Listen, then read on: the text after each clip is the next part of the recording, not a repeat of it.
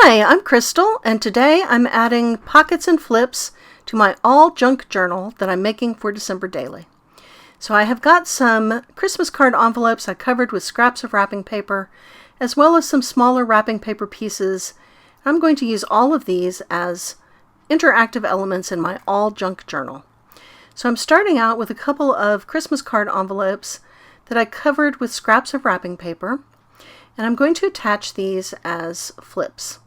I'm using double-sided tape to attach them to the silver pages of my junk journal, and I'm doing that because the metallic wrapping paper is a little bit hard to work on as a journaler, and the top layer of that wrapping paper is actually plastic.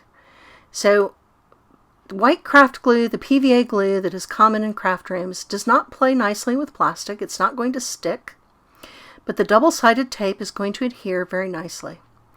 I did the math on this a while back, and when you are looking at some type of dry adhesive like a tape runner, it turns out that you are paying quite a lot for the dispenser that comes with the tape runner. When you're buying double-sided tear tape, you're not paying anything for the dispenser because the dispenser is you. And so it ends up being much more economical compared to other types of dry adhesive. So as I work my way through attaching these flips, I've used all my envelopes, and I'm moving on to the bakery boxes.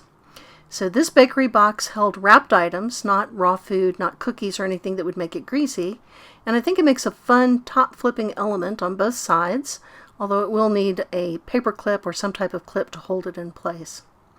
I also have some smaller wrapping paper pieces.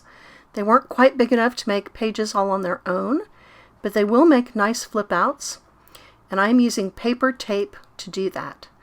Now, paper tape has a paper top surface that you can write on or paint on, and I find that preferable to plastic packing tape. I also have a gable box that I can't reuse because the handles are so crumpled, but I think this will make nice flip elements as well. So I'm going to completely flatten the gable box and separate it into its component pieces, and I think I will use the green part at the top as my flip element. So I've got a couple of items that will make nice top flips, and then, given the width of the journal compared to the box, some side flips. So again, I'm going to use double-sided tear tape to attach these, but that tear tape is going to work quite nicely, and the fold that came in the gable box makes them a fun interactive element. Once I get through with all of the flips that I'm adding to the journal, I'm going to go ahead and move on and add some pockets as well. So the greeting card envelopes were pockets, but I'm also going to add some more traditional pockets. And the pockets, I just got out all of the elements for my pockets. I've got some leftover tags, I've got some Christmas card fronts, and I got the elements as well as the pocket making materials to make sure that they lined up in size. So I've got big pockets for big pocket elements and small pockets for small pocket elements. And once I matched all of those up together, I'm going to go ahead and adhere those to the pages of the junk journal as well. So I hate to throw away the Christmas cards. I think the fronts are so attractive, and this is a fun way to reuse these holiday elements. That joy tag, I think this is the third time I'm recycling it. It was a Christmas card, it was a tag, and now it's going to go into my junk journal. So I'm continuing on, putting the pockets onto the silver pages of the junk journal. I did have to trim down some of the Christmas card fronts to get them to fit into my pockets, so my sizing in advance wasn't quite perfect. But once I get everything attached with the tear tape, I think I end up with something on every single silver page of the journal. That wasn't something I really planned in advance. It just worked out that way in the end. So I'm pleased at the serendipity that was achieved. So once everything is down, I'm going to give you a flip through to show you all of the interactive elements we've added to this all junk journal. Everything in here is something that would have otherwise gone into the trash. The only exception is the adhesive and the elastic cord that I used for the twine binding.